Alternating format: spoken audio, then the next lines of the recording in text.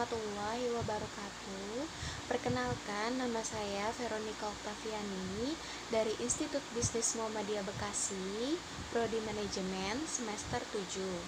Saya ingin berbagi sedikit pengetahuan saya tentang teori organisasi dari materi 1 hingga 7 yang telah diberikan oleh dosen saya, yaitu Ibu Eva Fauziana selaku dosen pengampu teori organisasi di Institut Bisnis Muhammadiyah Bekasi. Baik, kita mulai dari materi yang pertama adalah dasar-dasar manajemen. Manajemen sendiri artinya yaitu seni atau proses dalam menyelesaikan sesuatu yang terkait dengan pencapaian tujuan. Jadi, dalam manajemen, yang pertama adanya penggunaan sumber daya organisasi, baik sumber daya manusia maupun faktor produksi lainnya, seperti sumber daya alam, keuangan, serta informasi. Yang kedua, adanya proses yang bertahap, mulai dari perencanaan, pengorganisasian, pengarahan, dan pengimplementasian, hingga pengendalian dan pengawasan. Yang ketiga, adanya seni dalam menyelesaikan pekerjaan. Manajemen yang efektif menurut Peter F. Drucker yaitu manajemen yang mengerjakan pekerjaan yang benar secara efektif dan efisien. Fungsi manajemen terbagi menjadi 4, yaitu ada fungsi perencanaan atau planning, fungsi pengorganisasian atau organizing, yang ketiga fungsi implementasian atau directing, yang keempat fungsi pengendalian dan pengawasan atau controlling. Kegiatan dalam fungsi perencanaan atau planning yaitu yang pertama menentukan tujuan dan target bisnis, yang kedua menentukan strategi, yang ketiga menentukan sumber daya, yang keempat menentukan standar atau indikator keberhasilan dalam pencapaian tujuan. Kegiatan dalam fungsi organizing yaitu alokasi sumber daya, rumusan tugas, penetapan prosedur, struktur organisasi, rekrutmen, pelatihan dan pengembangan sumber daya manusia, penempatan sumber daya manusia. Kegiatan dalam fungsi directing yaitu adanya proses kepemimpinan, bimbingan dan motivasi, tugas dan penjelasan rutin, kebijakan dan SOP. Kegiatan dalam fungsi controlling yaitu evaluasi keberhasilan, langkah klarifikasi dan koreksi, alternatif solusi untuk masalah. Fungsi operasional dari manajemen ada 4, yaitu manajemen sumber daya manusia, manajemen produksi, manajemen pemasaran, dan manajemen keuangan. Manajemen sumber daya manusia tersendiri artinya penerapan manajemen berdasarkan fungsinya untuk memperoleh sumber daya manusia yang terbaik bagi bisnis yang kita jalankan dan bagaimana sumber daya manusia tersebut bekerja yang terbaik dan dapat dipelihara dan tetap bekerja sama dengan kita dan memberikan kualitas yang konstan. Manajemen produksi ialah penerapan manajemen berdasarkan fungsinya untuk menghasilkan produk yang sesuai dengan standar yang ditetapkan berdasarkan keinginan konsumen dengan teknik produksi seefisien mungkin. Kegiatan produksi pada dasarnya merupakan proses bagaimana sumber daya input dapat diubah menjadi produk output berupa barang dan jasa. Manajemen pemasaran ialah kegiatan manajemen berdasarkan fungsinya yang pada intinya berusaha untuk mengidentifikasi apa sesungguhnya yang dibutuhkan oleh konsumen dan bagaimana cara pemenuhannya dapat diwujudkan. Manajemen keuangan ialah manajemen berdasarkan fungsinya yang pada intinya memastikan kegiatan bisnis yang dilakukan mampu mencapai tujuan secara ekonomis atau menguntungkan atau memberikan profit. Manajemen informasi artinya fungsi untuk memastikan bisnis bertahan hingga jangka panjang dengan menyediakan informasi internal dan eksternal, adaptasi dengan perubahan, penggunaan teknologi informasi, penyediaan informasi bisnis. Baik, kita lanjut ke materi yang kedua.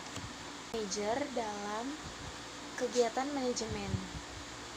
Manajer sendiri artinya orang yang menjalankan kegiatan manajemen.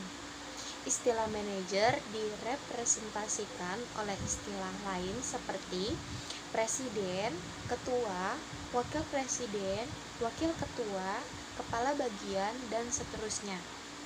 Keahlian manajemen diperlukan agar para manajer dapat menjalankan fungsinya, baik teknis, konseptual, komunikasi, pengambilan keputusan, dan pengaturan waktu. Tingkatan dari manajemen ialah yang pertama ada top management, middle management, supervisor, dan non-supervisor. Manajemen pengetahuan dan pengalaman perlu dikuasai secara bersamaan. Ilmu manajemen, sisi sains dan sisi seni dalam menyelesaikan suatu pekerjaan. Baik, materi yang ketiga ialah lingkungan dan budaya organisasi. Organisasi bisnis sebagai bagian dari lingkungan. Organisasi merupakan bagian dari lingkungan masyarakat. Kegiatan manajemen wajib perhatikan faktor lingkungan terkait internal dan eksternal, mikro dan makro. Lingkungan internal organisasi yaitu ada owner, board of director, employees, lingkungan fisik. Lingkungan eksternal organisasi yaitu ada customer, yang kedua kompetitor, yang ketiga supplier, yang keempat strategic partner, yang kelima regulator, yang keenam pemerintah, yang ketujuh masyarakat umum. Berbagai bentuk kegiatan bisnis internasional, yaitu ada ekspor-impor, lisensi, partner strategis atau international strategic alliance, investasi langsung. Faktor-faktor terkait bisnis internasional. Yang pertama, kontrol dalam perdagangan internasional, komunitas ekonomi internasional, perbudayaan budaya antar negara. Budaya organisasi dan kegiatan bisnis, yaitu pentingnya budaya bagi organisasi bisnis. Faktor penentu terbentuknya budaya organisasi, manajemen bagi budaya organisasi. Selanjutnya, materi yang keempat adalah tanggung jawab sosial dan etika manajemen. Tanggung jawab sosial dari organisasi ada lingkungan sebagai ruang lingkup kegiatan organisasi. Yang kedua, pro dan kontra mengenai tanggung jawab sosial. Mengelola tanggung jawab sosial dari perusahaan yaitu ada strategi reaktif, strategi defensif, strategi akomodatif, strategi proaktif.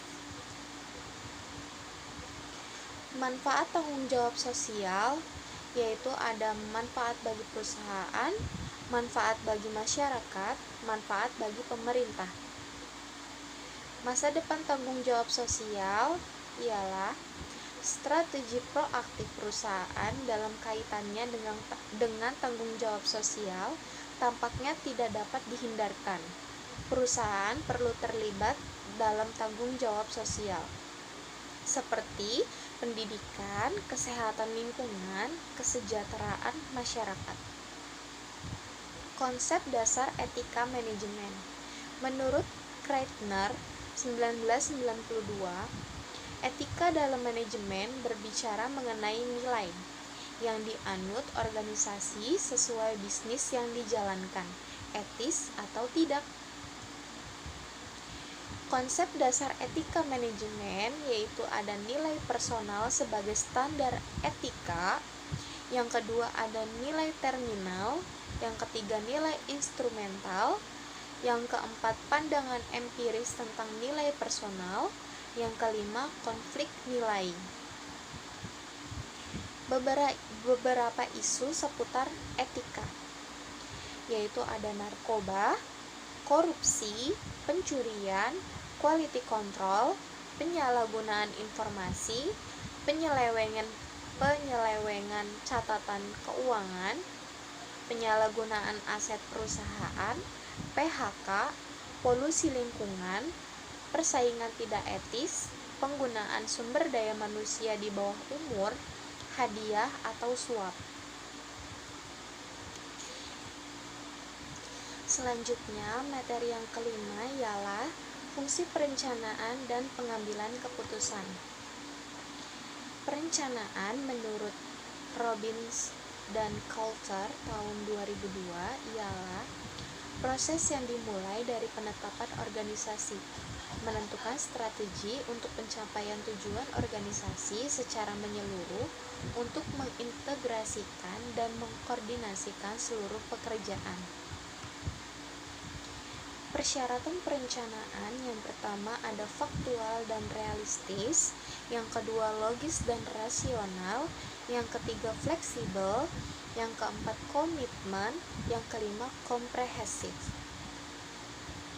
Jenis-jenis tujuan yang pertama ada tujuan strategis, yang kedua tujuan taktis, yang ketiga tujuan operasional.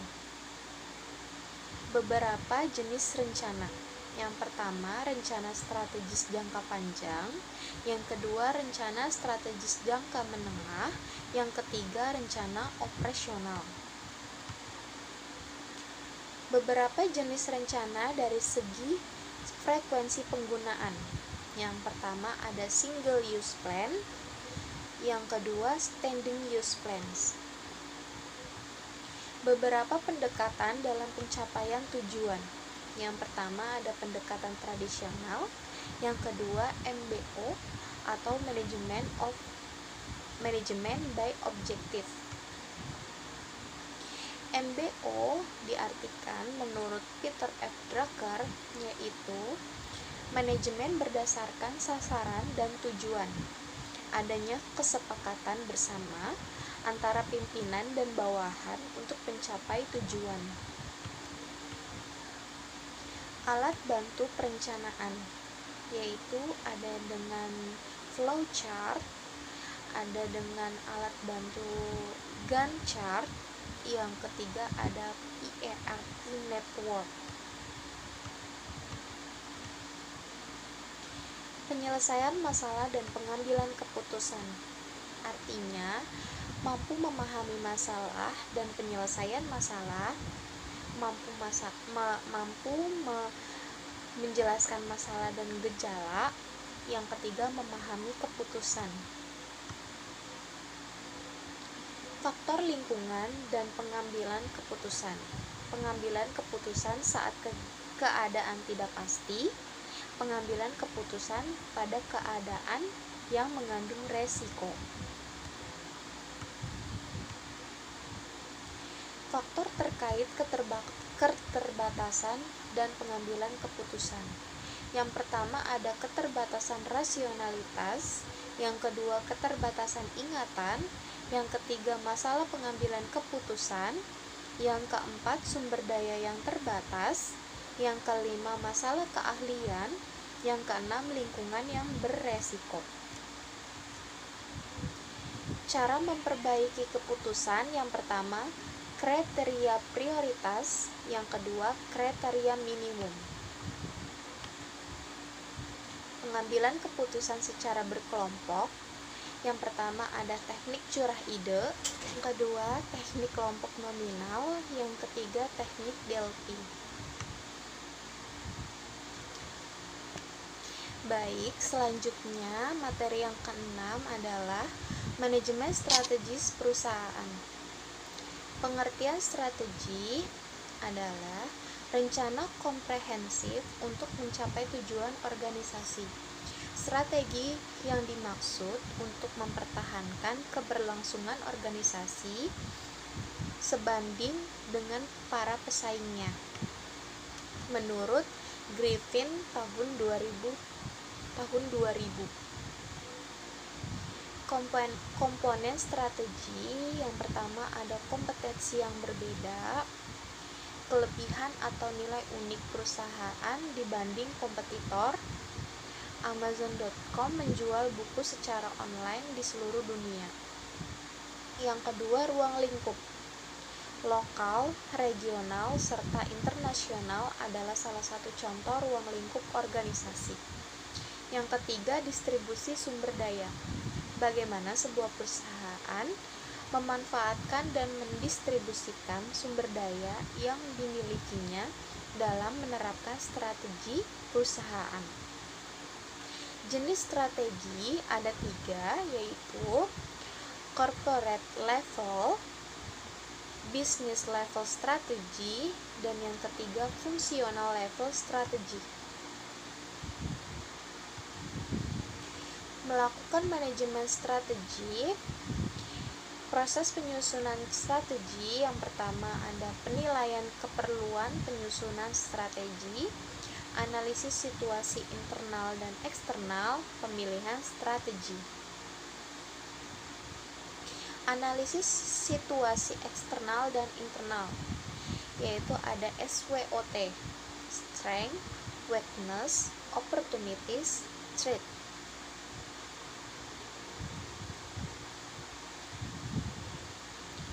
Proses manajemen strategis, yaitu ada penentuan tujuan, penyusunan strategi, administrasi, dan pengendalian strategi.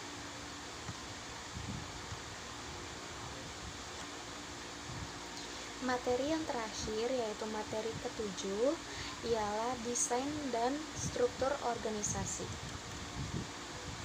Konsep dasar pengorganisasian ialah manajer mengalokasikan keseluruhan sumber daya organisasi sesuai dengan rencana yang telah dibuat berdasarkan suatu kerangka kerja organisasi tertentu.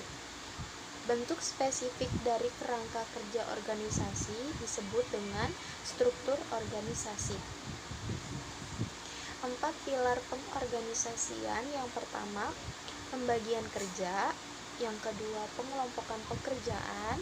Yang ketiga, penentuan relasi antar bagian dalam organisasi. Yang keempat, penentuan mekanisme antar bagian. Pendekatan dalam proses departementalisasi. Yang pertama ada pendekatan fungsional, yang kedua pendekatan produk, yang ketiga pendekatan pelanggan, yang keempat pendekatan geografis, dan yang kelima pendekatan matriks. Baik, sekian dari sekilas pengetahuan saya tentang teori organisasi.